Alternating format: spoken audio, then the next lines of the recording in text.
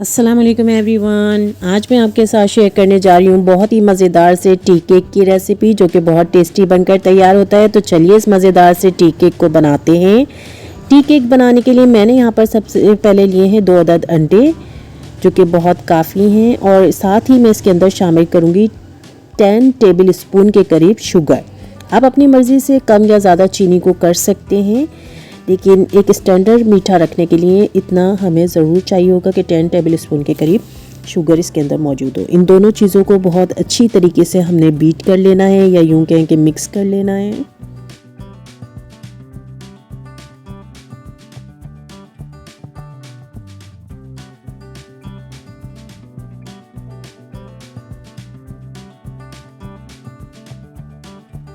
चीनी और अंडों को तो हम यहाँ पर बहुत अच्छी तरीके से मिक्स कर चुके हैं। तो अब हम यहाँ पर शामिल करेंगे मैदा। तो मैदा आप ये देख सकते हैं, बड़े वाले स्पून जो है मैंने तकरीबन 4 के करीब शामिल किए रहे हैं, यानी कि 1 कप के करीब जो है मैं मैदा इसके अंदर डाल रही हूँ, छना हुआ। और अब इसको भी बहुत अच्छी तरीके से मिक्स कर लेंगे।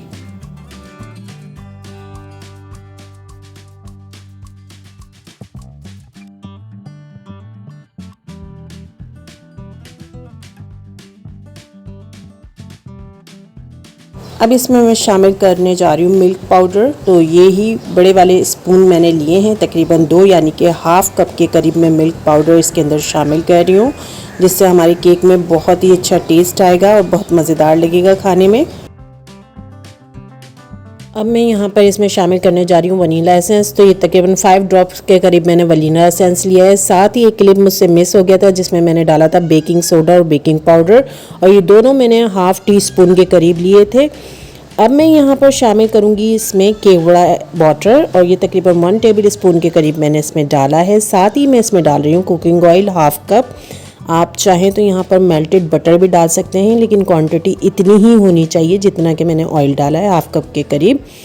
अब इन तमाम चीज़ों को हमने बहुत अच्छी तरीके से बीट कर लेना है, बहुत अच्छी तरीके से मिक्स कर लेना है। बार बार मिक्स करने के बाद जो है, अब मैं इसे ओवरनाइट रेफ्रिजरेटर में मैरिनेट होने के लिए रख दूंगी, और फिर अगले दिन जो है हम इसको बेक करेंगे। तो इसे मैरिनेट होने देते हैं ओवरनाइट, हम रेफ्रिजरेटर में इसे कवर कर रख देते हैं।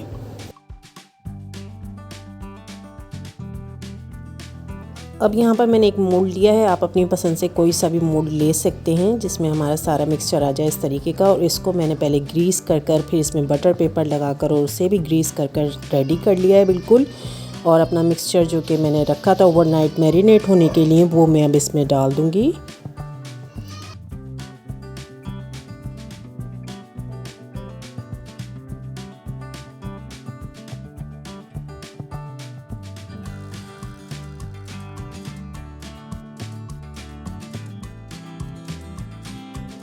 यहाँ पर सारा मिक्सचर मैंने इसमें पोर कर दिया है, और इसको अच्छी तरीके से टैप बेक कर दिया है, ताकि कोई एयर बबल इसमें दरमियान में ना हो। अब साथ ही हम यहाँ पर पतीला गरम कर लेंगे, क्योंकि हम विदाउट ओवन जो है केक को बेक कर रहे हैं।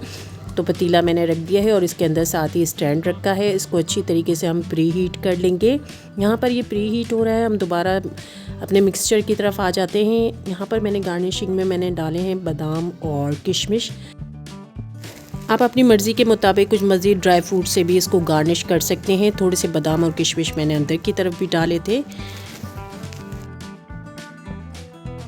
पतीला हमारा यहाँ पर प्री हीट होकर बिल्कुल रेडी हो चुका है। आप देख सकते हैं कि शानदार सा प्री हीट हो चुका है। तो अपना मोल्ड जिसमें हमने मिक्सचर डाला था केक का, वो हम इसमें रख देंगे, और इसको मीडियम फ्लेम पर हम पकने देंगे। तकरीबन मीडियम टू लो फ्लेम पर हम इसे पकाएंगे। 1 आवर इसके अंदर लगेगा, या तो 45 मिनट्स लगेंगे, या 1 आवर का तकरीबन टाइम हम जो है सेट करेंगे।